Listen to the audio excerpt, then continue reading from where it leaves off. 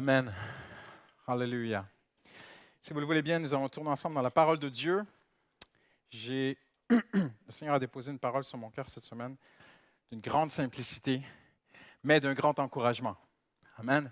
Donc, si vous marchez avec Jésus depuis quelque temps, vous n'apprendrez rien de nouveau aujourd'hui, mais vous serez certainement encouragés par la puissance du Saint-Esprit. Est-ce que vous croyez que le Saint-Esprit peut nous encourager ce matin? Combien réalisent qu'on a besoin d'encouragement dans ce monde, avec tout ce qu'on entend, tout ce qu'on voit autour de nous? Je réfléchissais, j'étudiais, je méditais sur cette pensée tellement simple ce matin que je vais vous partager. Et je me disais, mais c'est incroyable. Avez-vous remarqué tout ce que les hommes peuvent faire pour rire? Tout ce que les hommes peuvent essayer de faire pour rire, pour avoir un peu de bonheur. Et si jamais vous avez payé un billet pour aller au théâtre, aller voir un comique, vous faire rire, que Dieu vous bénisse, il n'y a pas de problème. Mais je me dis, c'est assez impressionnant que des gens payent. Et puis là, si vous l'avez fait, oh non, mais pourquoi j'ai fait ça? Mais je me disais, comment est-ce que des gens... Après, je n'ai pas de problème si tu fais une bonne petite soirée avec ton épouse et que c'est correct et tout, il n'y a pas de problème. Mais je me disais, pensez-y un instant ce matin. Il y a des gens qui ils travaillent toute la semaine pour dépenser leur argent, pour rire, pour aller chercher un petit peu de bonheur. Il y a mieux que ça. Et le titre de mon message est celui-ci, « Réjouis-toi et brille ». Tournez-vous à la personne à côté de vous et dites-lui, « Réjouis-toi et brille ». Et sans plus tarder, si vous avez une Bible, allez voir dans le sac à main de votre voisin, si votre voisine, si elle a amené sa Bible. C'est tellement important de venir à l'église avec une Bible. Et tournez avec moi dans l'Épître aux Philippiens. L'Épître aux Philippiens. Cet épître qui a été écrit par l'apôtre Paul alors qu'il était en prison. Et c'est tellement intéressant de lire, et ça m'a tellement encouragé juste de lire en prière cet épître aux Philippiens cette semaine, de méditer, de prier, de voir ce qui était dit, ce qui était écrit, ce qui était par des spécialistes de la parole de Dieu. Moi, je suis juste un petit pasteur, mais des spécialistes, des théologiens qui disaient que cet épître est un épître qui, paradoxalement, au vu des grandes circonstances, de grandes souffrances de l'apôtre Paul, est toutefois caractérisé par une grande joie. Et l'Épître aux Philippiens est très particulier, assez unique, déjà dans sa structure, mais pas que, surtout dans le fait que pour une si petite lettre, ce serait probablement l'une des lettres de la Bible ou l'un des livres de la Bible où, de façon très condensée, au centimètre carré, où il y aurait le plus de mentions de bonheur, de joie, d'explication de ce bonheur et d'invitation à se réjouir. Et Philippiens, si vous êtes chrétien peut-être de longue date, vous savez très très bien que Philippiens est très connu pour son fameux verset, Philippiens 4,4, qui dit « Réjouissez-vous ». Combien connaissent ce verset? Pas plus que ça? Vous n'êtes pas réveillés? Philippiens 4,4, « Réjouissez-vous selon les circonstances, quand vous le pouvez, si tu le sens, si tu as des bons feelings. Réjouissez-vous toujours dans le Seigneur. Je le répète, réjouissez-vous. » Pour comprendre cette phrase, pour comprendre ce texte central de l'Épître aux Philippiens, il faut prendre les choses du début. Et c'est ce que je veux faire avec vous ce matin. Comment un homme déshérité, ce n'est pas écrit dans la Bible que Paul a été déshérité, mais si vous connaissez un petit peu l'analyse des historiens, beaucoup de faits sont prouvés parfois, je ne dirais pas par déduction, mais par des calculs. On met un homme dans son contexte, on comprend son contexte, on comprend sa culture, la façon dont les choses étaient faites à l'époque. Forcément, Paul a été déshérité. Nous sommes convaincus qu'il venait d'une famille qui était assez confortable. Et on se dit, comment est-ce qu'un homme qui a été déshérité? Comment est-ce qu'un homme qui a été humilié, fouetté devant sa famille sur la place publique? Parce que lorsqu'on quittait le pharisianisme à l'époque, on prenait le pharisien qui sortait de cette secte, on l'amenait sur la place publique, on attachait ses poignets, on déchirait ses vêtements jusqu'à sa taille. Il y avait une certaine pudeur dans ce qu'on faisait, mais on ne le mettait pas complètement nu, comme les Romains faisaient. Beaucoup croient que Jésus a été complètement nu à la croix, une humiliation totale dans les prisons de Rome, dans les donjons de l'Empire romain. C'était une humiliation totale, mais les pharisiens ne faisaient pas ça. Il y avait une certaine pudeur, donc on sait que Paul on aurait déchiré ses vêtements, on aurait attaché ses poignets à un petit poteau pour plier cet homme en deux. On l'aurait fouetté, les 40 coups moins 1, 39 coups, à 100, et le derrière des jambes et tout le dos. On le remettait à sa famille et on disait, remarquez comment ces gens étaient sectaires, on disait, le temps que ses plaies guérissent, convainquez-le, alors qu'il gît dans la douleur au fond de son lit, convainquez-le de revenir au judaïsme, de revenir au pharisianisme. Et si l'homme refusait, on le ramenait une deuxième fois sur la place publique, et là on faisait l'inverse, on le fouettait devant, pour qu'il ne puisse plus trouver le repos, pour qu'il ne puisse plus s'allonger dans un lit et être en paix, mais qu'il puisse avoir des douleurs partout sur son corps, jusqu'au jour où il revient au pharisianisme. Comment est-ce qu'un homme qui a été déshérité, humilié, fouetté, humilié devant sa famille, certainement, ce n'est pas écrit, Paul reste très, très secret là-dessus, mais nous savons par des écrits historiques qu'il était impossible d'être pharisien sans être marié et avoir une famille.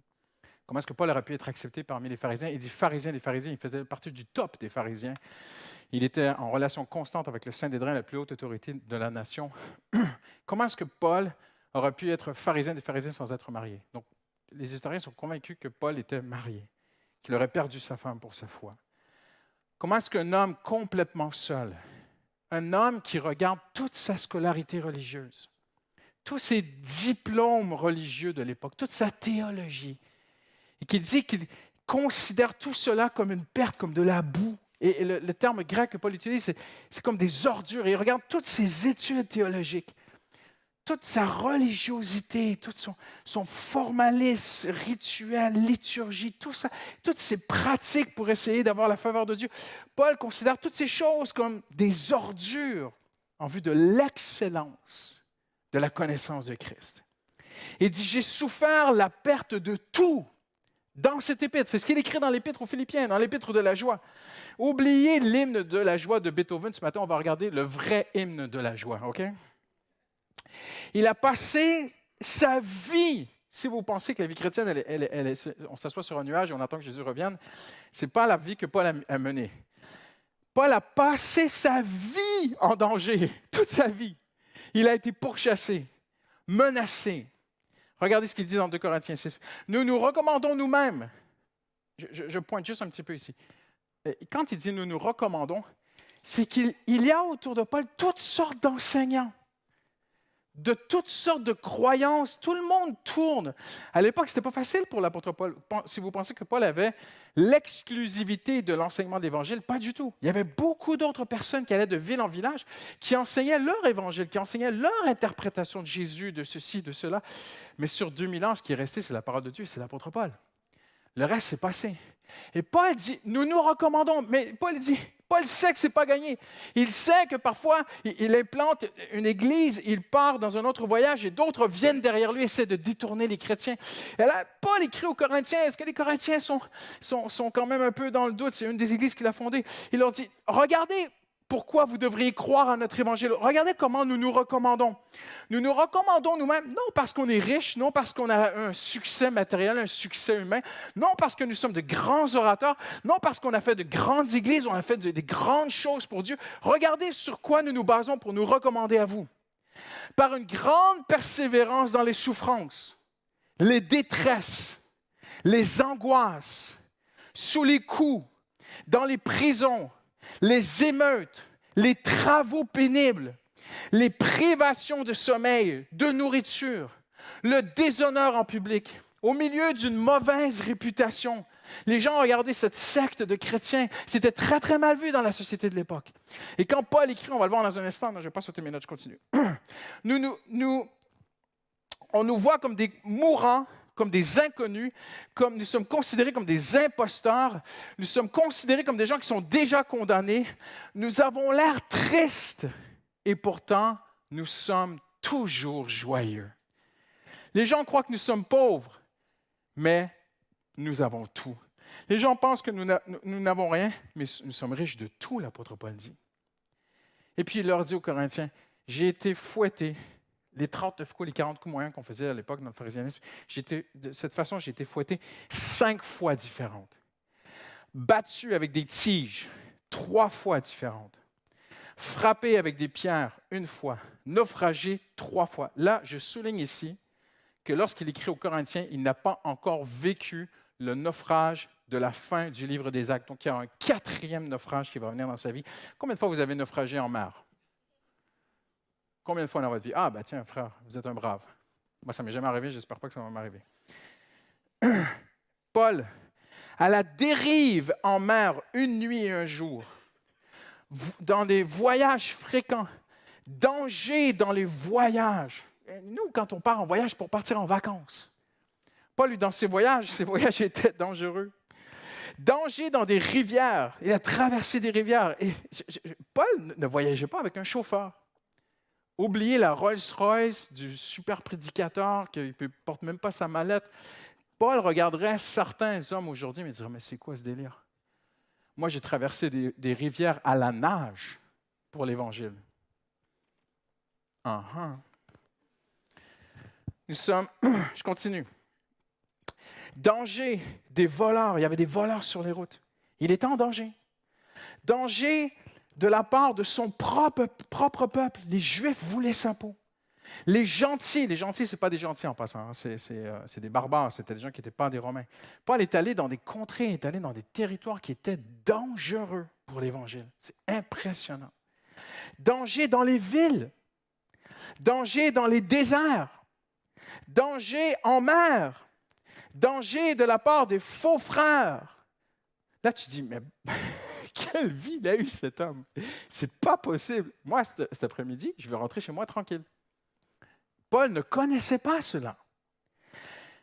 Dans les labeurs, les difficultés des nuits blanches, beaucoup. Faim et soif, souvent. Froid. Vous avez froid cette semaine? Ah, c'est rien. Pensez à Paul. Exposé. La pression de l'anxiété. Il portait le fardeau des églises qu'il avait fondées. Il avait peur que les églises soient détruites. Il avait peur que des faux docteurs viennent soudoyer les chrétiens et les traînent dans des dérives sectaires. Et Paul vivait de toutes ces choses. Et même certains médecins se sont penchés un petit peu sur tous ces écrits.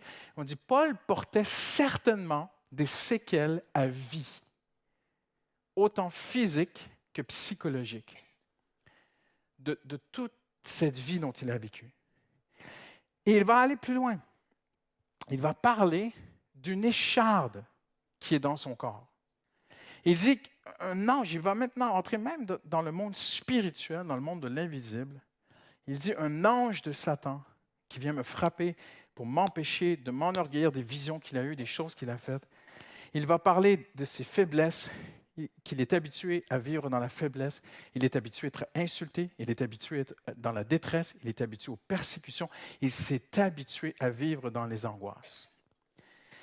Et là, tu te dis, comment peut-il humilier, enchaîner, nuit et jour à l'un des gardes, parce que nous ne savons pas dans quelle prison il est ici dans Philippiens, soit Éphèse, soit Corinthe, soit Rome, mais il y a vraiment un penchant pour la prison à Rome, lors de son premier emprisonnement à Rome.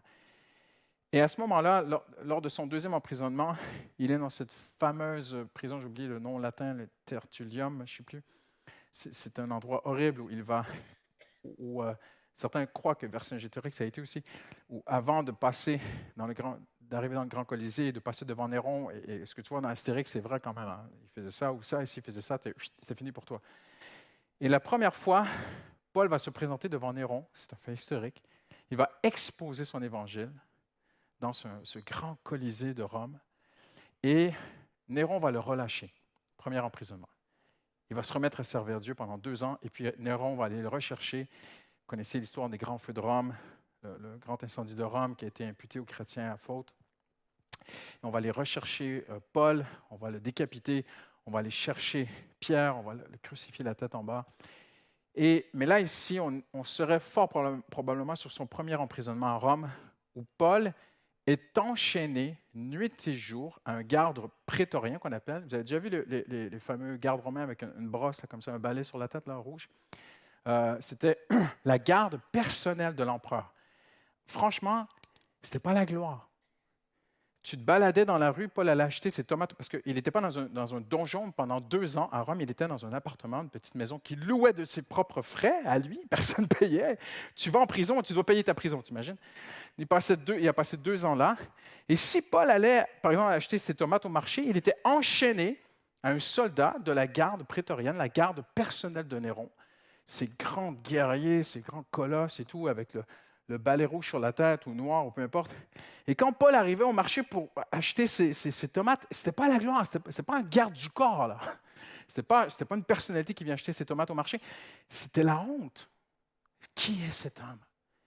Qui est ce prisonnier de Néron qui va bientôt passer en jugement, qui attend son jugement? Oh, la honte, les gens devaient regarder Paul et tout. Oh, il y a des chrétiens, Paul dit, il y a des chrétiens qui ne veulent pas s'identifier à lui, il y a des chrétiens qui disent, non, non, non, je ne le connais pas, Paul. Paul a vécu ainsi pendant 2 ans. Comment peut-il écrire l'épître aux Philippiens alors qu'il est en attente constante de la vie ou de la mort? Pendant 2 ans de sa vie, toi, peut-être que tu attends le résultat du bac. C'est une chose, je peux comprendre. Tu attends le résultat, si tu vas avoir ton CDI, ta période d'essai, quand est-ce qu'elle va se terminer. Ça peut te stresser, je peux très, très bien comprendre. Mais là, il y a un niveau de stress quand même un peu supérieur. OK? Peut-être que vous dites, oui, mais Pasteur Christian, comment va aller l'économie en 2024 d'après ce que mes analyses et mes études, et moi, je suis dans les études de marché et tout. C'est vraiment stressant en 2024. Je peux comprendre que ça te stresse. Mets-toi à la place de Paul. J'ai 2 ans à stresser, je ne sais pas si je vais vivre. Comment est-ce qu'on peut écrire un épître comme Philippiens? J'ajoute qu'il est au milieu d'un peuple des plus pervers que le monde n'a jamais connu. Il écrira aux Philippiens et aux Éphésiens, aux chrétiens, en leur disant, « Vous vivez au milieu d'une génération perverse et corrompue. » Et là, il va dire aussi aux Éphésiens, quant à l'immoralité sous toutes ses formes, l'escroquerie, les différents vices qui existent autour de vous dans cette société, qu'il n'en soit même pas question ou mentionné ou discussion, mais ce ne sont pas des sujets de conversation pour des gens qui appartiennent à Dieu. En fait, je vais vous expliquer un petit peu le contexte. J'ai un ami qui est historien, pasteur, qui est fasciné, spécialisé de l'histoire de Rome. Il m'a dit, Christian, je suis allé visiter la ville de Pompéi, qui a été détruite par ce fameux volcan, le Vétus. Pas Jésus. Tant pis. Et il m'a dit, Christian, en fait, les gens sont morts beaucoup plus par l'inhalation des fumées toxiques que la lave. La lave est arrivée plus tard. Et la lave a couvert une grande partie de la ville. Je ne suis pas allé, je me trompe dans les détails. Mais il m'a dit, les archéologues sont venus, ils ont commencé à enlever la lave et à découvrir des pièces entières qui étaient des orgies sexuelles, avec des enfants, des femmes, tout était mélangé. Et Pompéi était une sorte de station balnéaire où les Romains allaient en week-end faire des orgies sexuelles. Je vous donne juste un petit échantillon de la vie des Romains à l'époque. Paul vit dans cette société. Et il dit aux chrétiens, le monde autour de vous est tellement corrompu, tellement sale, c'est tellement pervers. N'en parlez même pas, ne dites même pas ce que vos voisins font, ce que vous entendez autour de vous. N'en parlez même pas. Et Paul, non seulement il vit des choses difficiles personnellement, mais il vit dans un monde difficile. Il vit dans des temps difficiles. Il est ici emprisonné vers l'an 60. Nous savons que le grand incendie de Rome va arriver vers 62-64. Nous savons qu'une grande persécution sur les chrétiens va bientôt exploser. Mais elle est déjà là. Elle court déjà cette persécution. Et quand Paul dit qu'il a cette inquiétude de toutes les églises, en fait, il voit les choses, il voit les persécutions, il voit que les choses sont en train de prendre place autour de lui. Il n'y a que du négatif. Je parlais avec le pasteur Mathieu hier, on discutait ensemble de différents points, puis on s'est mis à parler de nos prédications. Et je lui dis, Mathieu, tu te rends compte, c'est comme si, à notre échelle à nous, on a fait 3 campus à Paris. Disons qu'on a fait un 4e, un 5e, on est heureux et tout. Et le jour vient où les Russes nous envahissent. Ne rigolez pas. Et là, nos chrétiens vont en prison. Nous, on va en prison, Mathieu, toi et moi. On ne peut plus prêcher l'Évangile. Ils brûlent nos églises. T'imagines comment ce serait dur pour nous, tout le travail qu'on a fait, voir nos bien-aimés. C'est ce que Paul vivait. Et Paul vit autour de lui, tout est négatif.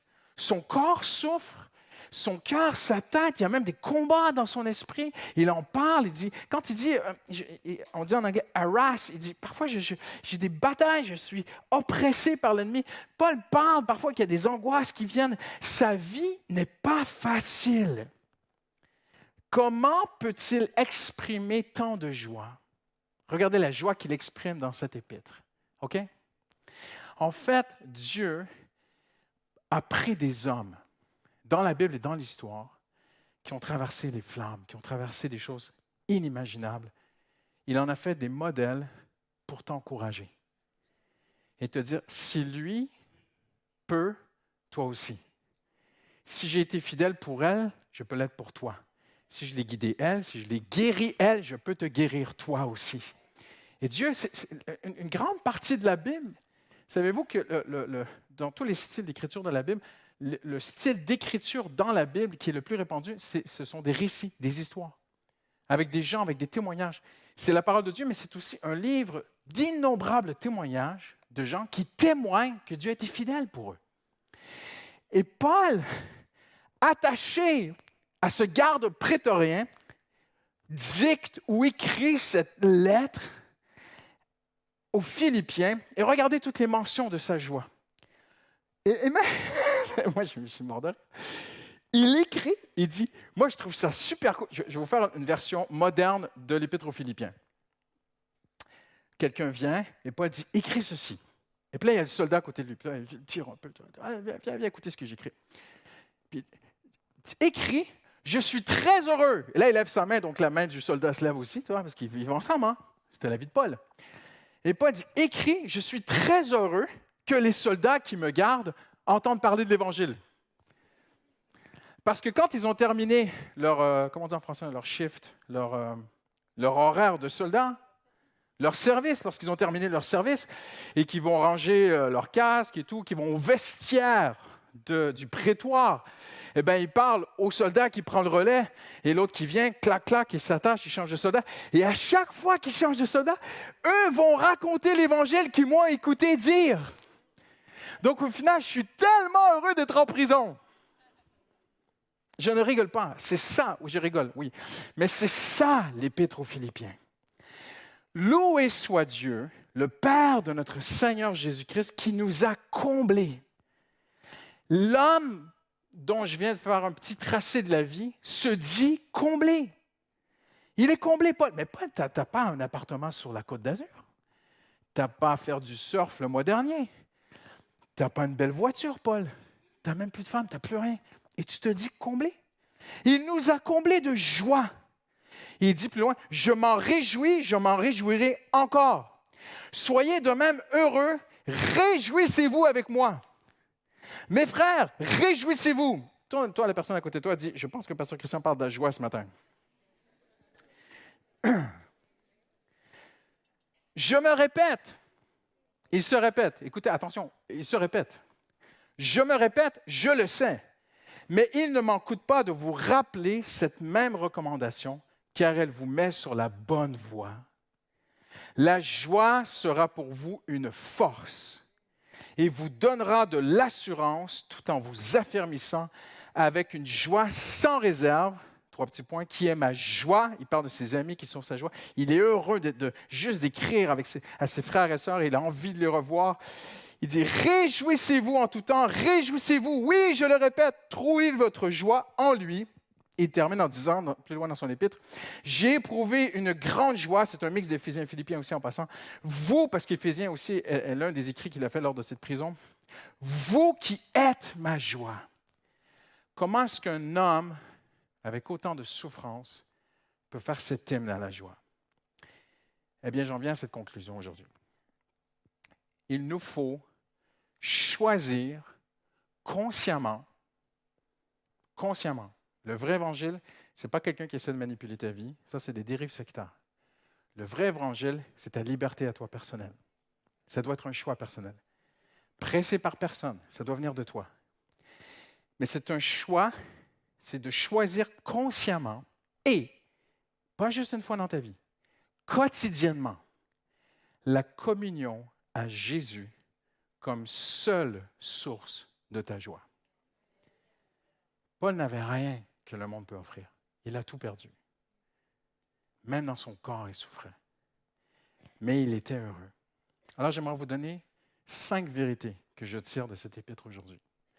Premièrement, ça doit être d'abord et avant tout une expérience surnaturelle. Personne ne devient chrétien par choix intellectuel. Il faut que tu rencontres Dieu, comme tous les vrais chrétiens. Une expérience intérieure, je ne parle pas physiquement rencontrer Jésus, mais dans ton cœur, tu sais. Combien savent ce matin que vous savez, que vous l'avez rencontré? Je ne sais pas comment t'expliquer, mais le Seigneur s'est manifesté à moi. Hein? Je peux avoir l'air fou ce matin, mais moi, je sais que Dieu s'est manifesté à moi. Je crois dans quelqu'un qui est vrai pour moi. Je crois en sa présence. Parce que Paul dit, il nous a comblés par l'Esprit. C'est une expérience spirituelle. L'Esprit, c'est la pensée. C'est une expérience où Dieu te visite dans tes pensées, Dieu te visite dans ton âme, Dieu te visite dans ton être intérieur. Il dit aux Philippiens que Dieu a déversé sur nous d'en haut son Esprit. Je me souviendrai toute ma vie de cette dame, quand j'étais pasteur itinérant, sur Valence. 19 ans de dépression. 19 ans de dépression. 19 ans. Avec tout ce qui vient avec. Qui, après le culte, vient me voir et me dit, « Pasteur, je ne sais pas ce qui s'est passé aujourd'hui, mais pendant la prédication, sans rien, sans manifestation bizarre, pendant la prédication, toute cette chape noire qui était sur moi depuis 19 ans, pendant la prédication de la parole de Dieu, tout est parti. J'ai retrouvé ma joie. Je suis bien. » Je pense à cette jeune femme qui avait perdu sa maman, qui était dans un deuil, qui n'arrivait plus à se sortir de son deuil. C'était surnaturel, même plus ça ne s'explique pas certaines choses.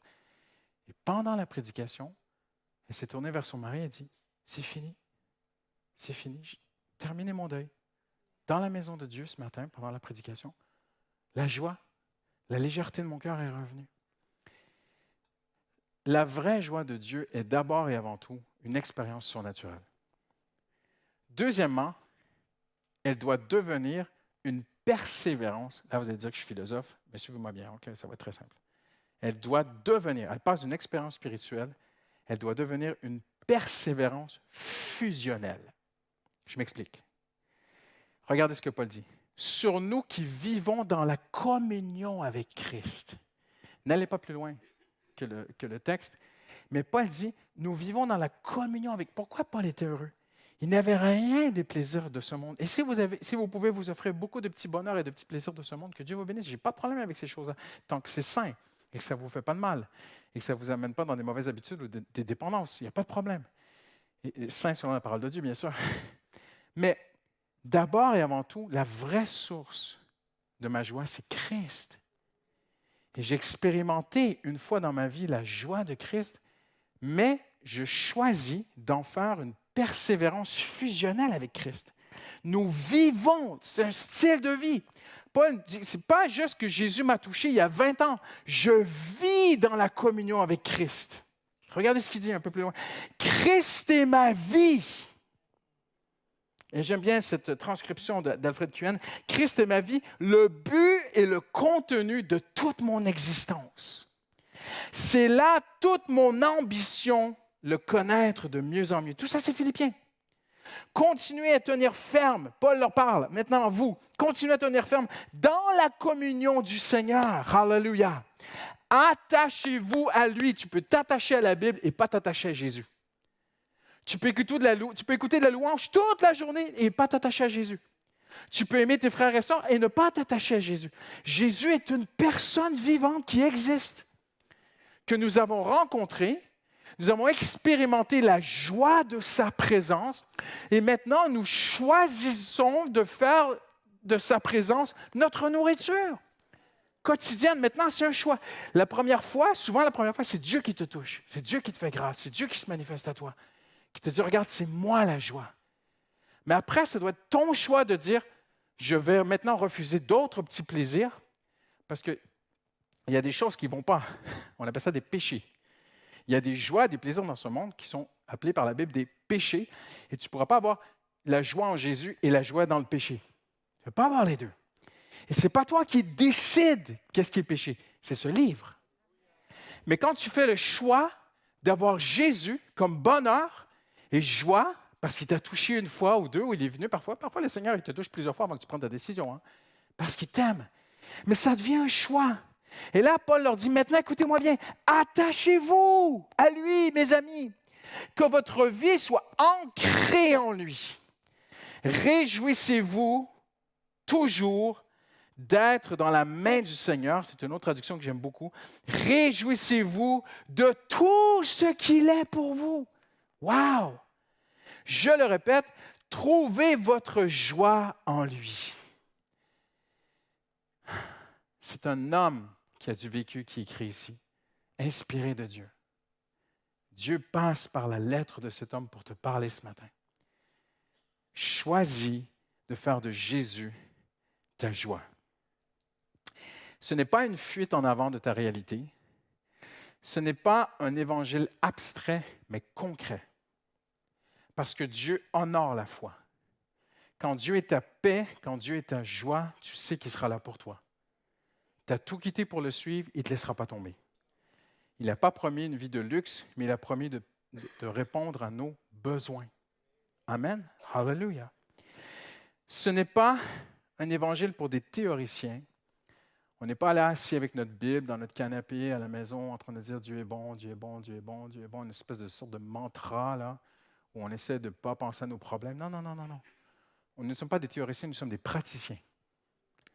Moi, je peux te témoigner, et ma femme, et ma famille, et beaucoup de gens dans cette Église, beaucoup de gens dans cette Église, parce que j'ai entendu beaucoup de beaux témoignages, peuvent te témoigner qu'ils ont vu la fidélité de Dieu dans leur vie, qu'ils ont attendu le Seigneur est venu les aider. Ça, ce n'est pas des théories, hein. Ça, c'est de la pratique. Vous êtes avec moi ce matin? Amen. Hallelujah. Troisièmement, ça doit devenir, c'est une persévérance fusionnelle. Je persévère à faire de Jésus ma joie. Ça te rend, si tu choisis Jésus comme la source de ta joie, ça va te rendre stable alors que tout est instable. Tu peux perdre ton travail, mais il y a quand même tu peux t'inquiéter un peu de façon humaine. C'est tout à fait humain, c'est compréhensible. Mais il y a un fond de bonheur qu'on ne peut pas t'enlever. Parce que tu as choisi Jésus comme source de ta joie. Hier, j'ai parlé avec un frère de l'Assemblée qui est en train de perdre sa mère. Sa maman va partir. Et je lui dis, est-ce que tu es prêt? Il me regarde comme ça avec un sourire. Il dit, je suis prêt, pasteur. Il y a une grâce de Dieu sur moi. C'est beau, hein? Ça, le monde ne peut pas faire ça. Jésus peut le faire. Ça, ce n'est pas de la théorie, ça, c'est de la pratique, mon ami. Ça se traduit maintenant, troisièmement, par une insouciance du matériel. Ah, je vais vous provoquer, je vais vous bousculer. Paul parle qu'alors que lui a trouvé son bonheur en Jésus-Christ, il dit, attention, il y a des gens qui sont autour de vous qui font marcher un évangile qui est tordu. Pourquoi le faux évangile est tordu? Parce qu'il est fondé sur les plaisirs terrestres, matériels. Regardez ce qu'il dit. Ils n'apprécient, ces gens-là qui prêchent un faux évangile, ils n'apprécient que le présent et le concret. Toutes leurs pensées, toutes leurs aspirations sont orientées vers les choses d'ici-bas. Je sais me restreindre. Et là, Paul parle un peu plus loin. Il dit, je sais, moi, me restreindre et substituer dans la disette et l'humiliation. Je sais aussi jouir de l'abondance. Je suis familiarisé avec toutes les situations. J'ai appris à être rassasié et à avoir faim. Je sais vivre dans le bien-être et dans les privations. En fait, Paul dit, je suis stable. Je peux avoir une augmentation de salaire extraordinaire. Mon patron peut tripler mon salaire. Je ne deviendrai pas matérialiste pour autant. Le Seigneur peut te bénir de richesses financières. Parfois, le Seigneur le fait. Hein? Il est Dieu, il fait ce qu'il veut. Mais un autre endroit, Paul dit, ne cherchez pas ces choses-là. Mais parfois, Dieu donne à quelqu'un d'être béni financièrement. Et moi, j'ai vu des gens très, très bien financièrement et ne pas être attachés à leur bien matériel. Aimer Jésus par-dessus tout. Et c'est ce que Paul dit. Paul dit, riche ou pauvre, moi, je suis stable. Parce que la source de ma joie n'est pas un système religieux. La source de ma joie est une personne qui s'appelle Jésus-Christ. Donc, il vient une sorte d'insouciance des biens matériels. J'ai ou j'ai pas, tant pis. Quatrièmement, ça devient alors, voyez, on appelle ça des building blocks. On construit ici quelque chose de très intéressant. Ça devient même une espérance céleste. Paul va dire dans cette épître aux Philippiens, je ne sais pas si, quand je parais devant Néron, je ne sais pas si je vais être condamné à mort ou pas. Et il leur dit, je suis partagé. Je suis tellement heureux en Jésus qu'il y a une partie de moi qui a envie de partir avec Jésus. Et il y a une partie de moi qui a envie de rester avec vous parce que vous êtes mes frères et sœurs, vous êtes ma famille, vous êtes tout ce que j'ai, vous êtes mon bonheur, vous êtes ma joie. Et il leur dit, vous êtes aussi, vous, les chrétiens, ma joie. Il leur dit, Paul, je suis tellement heureux avec l'Église. Mais j'ai le cœur partagé. Mais il va parler de cette espérance céleste. Et j'aimerais vous dire aujourd'hui, si vous n'avez pas d'espérance céleste, vous allez être vraiment malheureux. Parce que regardez où le monde s'en va. Regardez ce qui se passe autour de nous. Je dirais mal les choses sans trop les avoir revérifiées, mais la semaine dernière, il me semble que c'est un des responsables militaires, il me semble, de la Finlande, si je ne m'abuse, qui disait « Nous devons nous préparer à une guerre avec la Russie ». Les journalistes ont dit que dans la nation, beaucoup de jeunes ont été frappés par des crises d'angoisse. Incroyable. Des gens se sont rués dans les magasins, ont vidé les étalages, une espèce de panique d'une troisième guerre mondiale. Cette semaine, vous l'avez sûrement vu, 90 000 hommes de guerre de l'OTAN vont entamer des exercices militaires sur plusieurs mois pour simuler une guerre avec la Russie.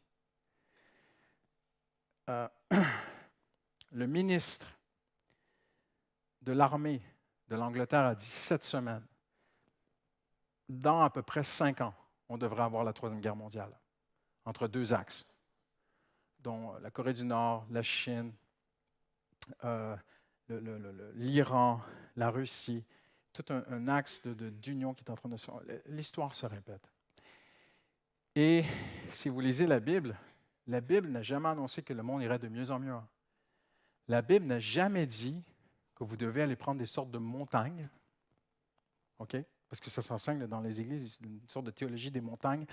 Et les chrétiens doivent aller prendre toutes les sphères d'influence dans la société. Et quand on aura atteint toutes ces sphères d'influence dans la société, Jésus va revenir. C'est une fausse doctrine. La Bible n'a jamais dit ça. La Bible dit que le monde ira de mal en pire. Lisez l'Apocalypse. On a un pied dedans. La Bible dit que toutes les nations du monde entier vont venir contre Israël. Dieu annonce les choses qui vont venir. La Bible les annonce. Si vous n'avez pas d'espérance céleste, vous allez être vraiment triste dans les prochaines années.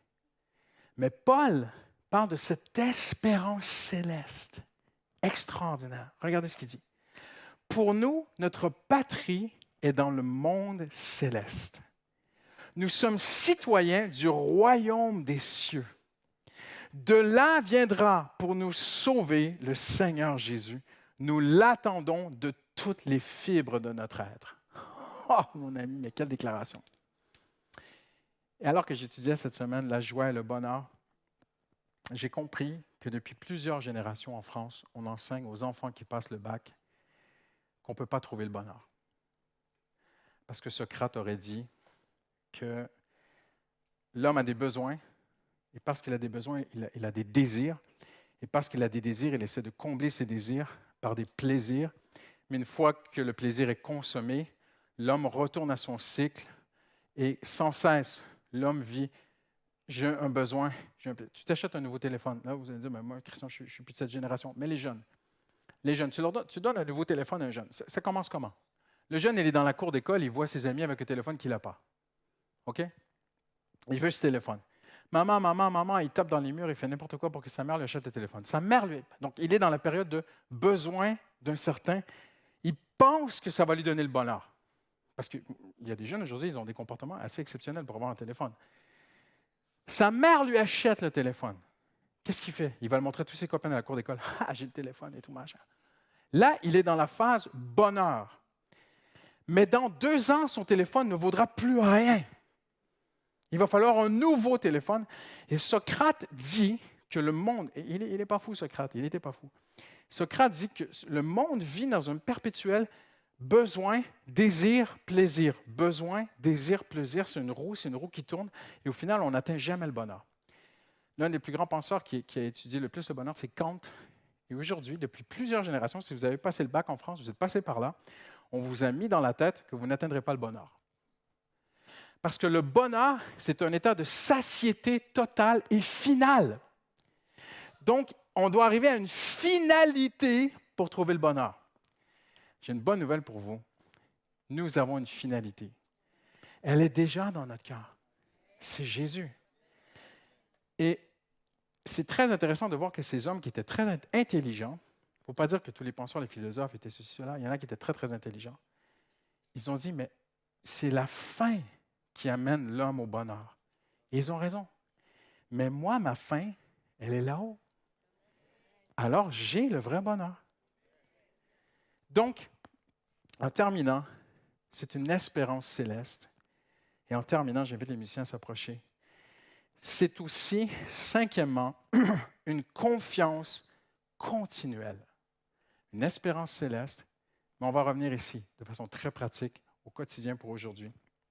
C'est, en terminant, une confiance continuelle.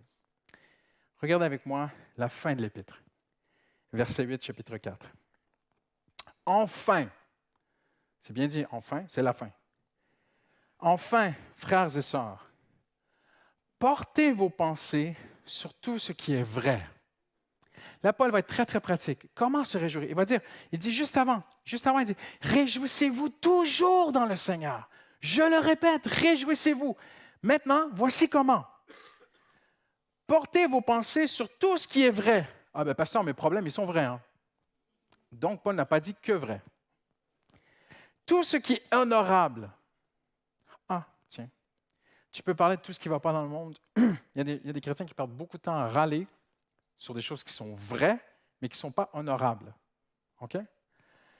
Tout ce qui est juste, tout ce qui est pur, tout ce qui est digne d'être aimé. Tes problèmes sont vrais, mais sont-ils dignes d'être aimés? Non. Ça veut dire qu'on devrait passer beaucoup moins de temps à penser à nos problèmes. Pourquoi est-ce que le chrétien peut se permettre de ne pas penser à ses problèmes? Parce qu'il les a donnés à Jésus. Franchement. Et il attend patiemment que le Seigneur l'aide. Alléluia. Tout ce qui mérite d'être aimé, tout ce qui mérite l'approbation. Est-ce que Dieu approuve tes pensées, Christian Robichon, à cet instant? Ah non, je suis désolé, Seigneur, je suis en train de râler sur les Parisiens là, dans le métro. Là, j'en peux plus de leur comportement. Est-ce que c'est digne de louange? Non, Seigneur. Est-ce que c'est digne de mon approbation? Non, Seigneur. Qu'est-ce qui serait digne de mon approbation? Bien, c'est que tu les aimes, ces incivilisés, barbares, sauvages autour de moi, Seigneur Jésus, qui ne savent pas comment se comporter. Ils m'ont poussé pour entrer dans le métro, Seigneur. Mais Christian, moi, ils m'ont poussé, ils m'ont crucifié. Oui, Seigneur, c'est vrai, je te demande pardon. Pense au fait que je les aime. Oui, Seigneur, je pense au fait que tu les aimes. Est-ce que penser à ta collègue qui a volé le poste que tu voulais, et là, tu lui en veux, dis, je vais me venger. Est-ce que c'est digne de louange? Est-ce que c'est digne d'être aimé? Est-ce que tes pensées ont l'approbation de Dieu? Je vais aller plus loin ce matin. Mais qu'est-ce qu'elle est belle, la voisine. La voisine est plus belle que ma femme. Et tous les matins, quand je vais attendre le bus, elle est là à côté de moi. Est-ce que ces pensées méritent l'approbation de Dieu? Arrête. Ce qui est synonyme de qualité morale, ce qui est digne de louange, Est-ce que mes pensées sont dignes de louange? Ouais, c'est moi le meilleur, c'est moi, ouais, t'as vu comment je suis? Ouais, regarde comment je suis bien sapé et tout aujourd'hui. Ouais, je vais marcher dans la rue, tout le monde va me regarder et tout. Les dames aussi. Ah oui. Vous n'allez pas m'aimer. Mais il y a des femmes qui passent trop de temps à penser, est-ce que je suis belle, est-ce que je suis jolie, est-ce qu'on va me regarder aujourd'hui? Mais je vais vous poser une question, mesdames. Permettez-moi. Est-ce que ce genre de pensée mérite l'approbation de Dieu? Non. Non. Est-ce que ce sont des qualités morales? Non. Est-ce que c'est digne de louange? Non. Alors, on pense beaucoup de choses qui ne sont pas dignes de louange. Et Jésus, le jour de la résurrection, arrive dans la chambre haute. Et les disciples ont peur, ils pensent que c'est un fantôme. Et j'ai beaucoup aimé cette traduction de la Bible qui dit « Comment se fait-il que vous générez vous-même autant de mauvaises pensées? » Ce n'est pas le diable. Parfois, on met le diable où il n'est pas. Oh, le diable m'a attaqué dans mes pensées, le diable m'a attaqué. Non. Parfois, oui, c'est lui, vraiment. Mais parfois, tu génères de mauvaises pensées. Ah non, mais j'ai des problèmes de convoitise, pasteur. Moi, j'ai des gros problèmes avec les femmes et tout, machin, tu ne peux pas imaginer. Oh, mais c'est le diable. Oh, mais le diable, il est partout, pasteur. Il est partout. Il m'attaque tout le temps. Ça peut arriver. Mais Jésus dit, pourquoi générez-vous autant de mauvaises pensées, ce genre de pensées? Parfois, on génère nous-mêmes nos inquiétudes. Dites avec moi, ah. Parfois, on génère nous-mêmes des pensées négatives. Et Jésus vient et dit, pourquoi générez-vous ces mauvaises pensées? Pourquoi vous inquiétez pas? Je ne suis pas un fantôme, je suis ressuscité, je suis là. Je ne suis pas venu vous faire du mal, je suis venu vous visiter. Alléluia. Et regardez la fin de ce bel épître à la joie. Ce que vous avez appris, reçu et entendu de moi, Paul. Moi, je ne sais pas pour vous, mais moi, je lis Paul, j'ai presque l'impression qu'il est là. Et je dis, oh oui, Paul, ouais, j'ai bien compris là. Après toute la vie que tu as eue, tu es heureux. Moi aussi, je veux cette vie. Tu me dis d'apprendre de toi, je vais apprendre de toi. Hallelujah. Tu dis que Dieu a fait de toi un modèle, Paul, de souffrance, de joie. Amen. Ce que vous avez reçu, entendu de moi, ce que vous avez vu en moi, qu'est-ce qu'ils ont vu dans Paul? De l'amour, de la joie, de la paix. Mettez-le en pratique. Et le Dieu de la paix sera, alléluia, avec toi. Seigneur Jésus, merci pour ta présence ce matin.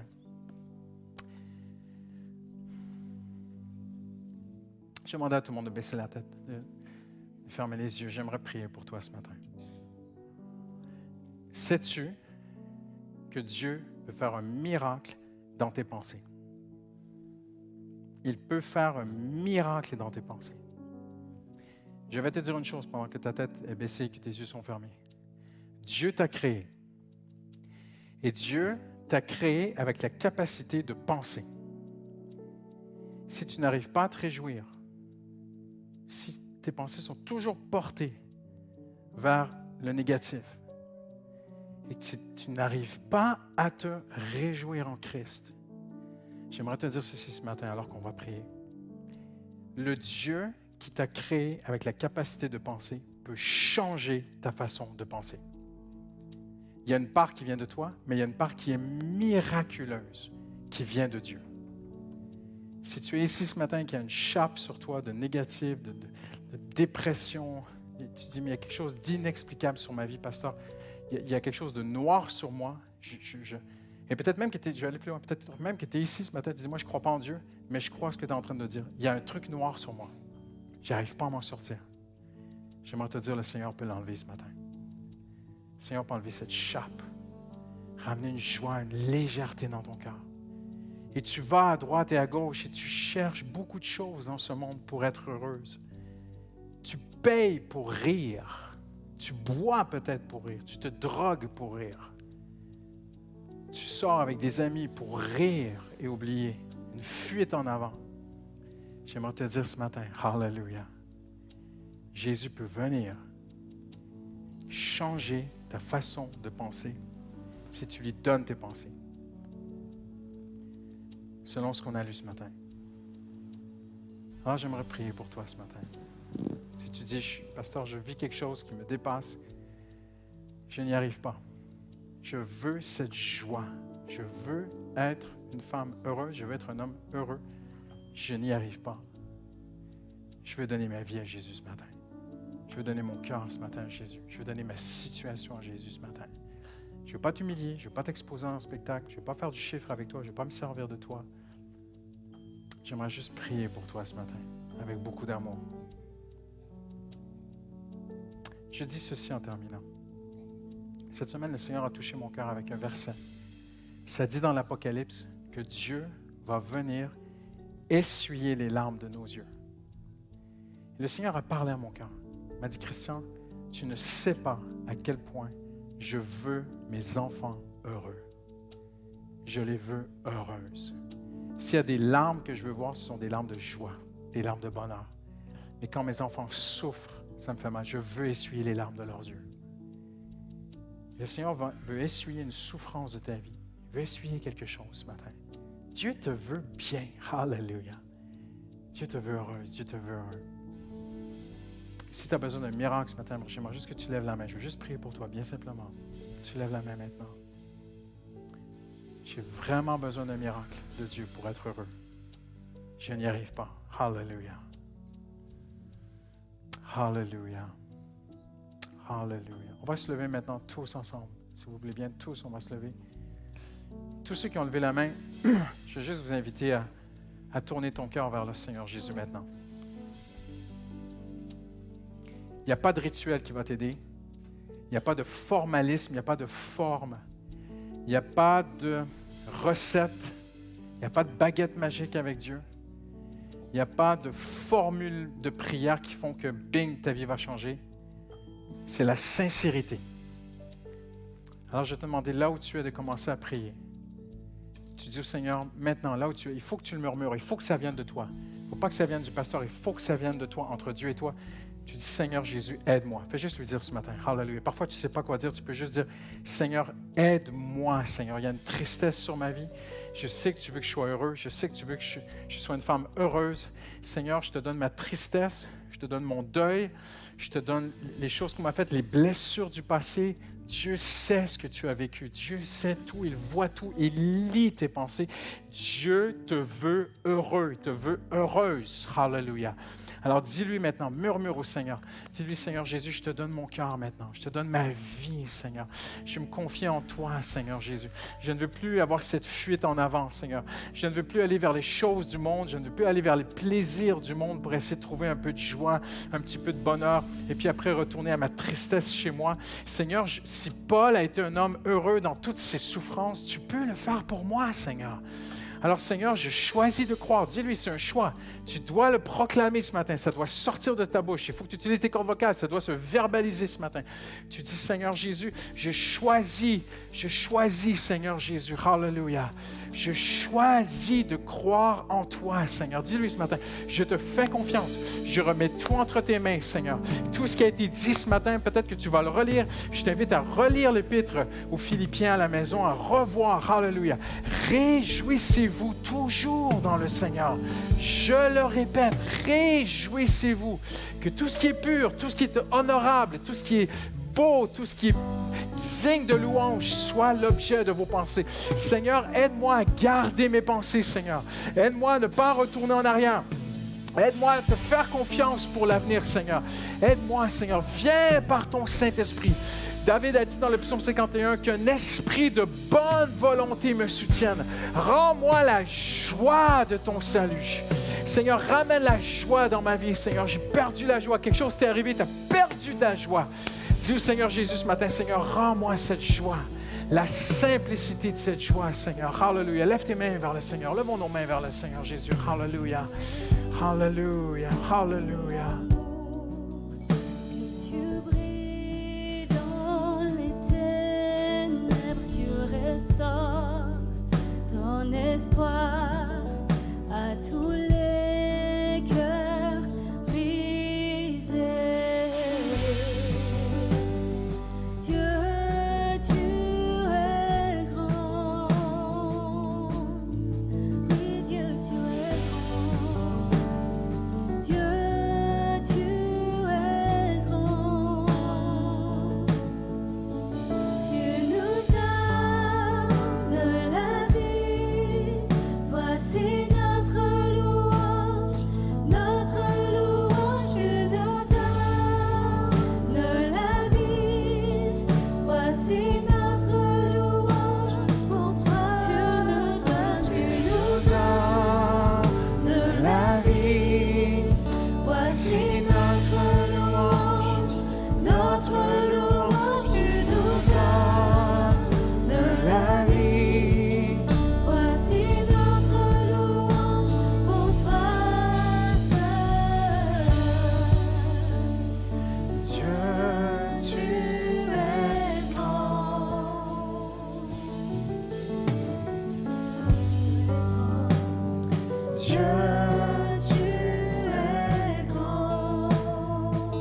Hallelujah. Réjouissez-vous toujours. Toujours. Toujours. Regarde comment je l'ai encerclé dans ma Bible.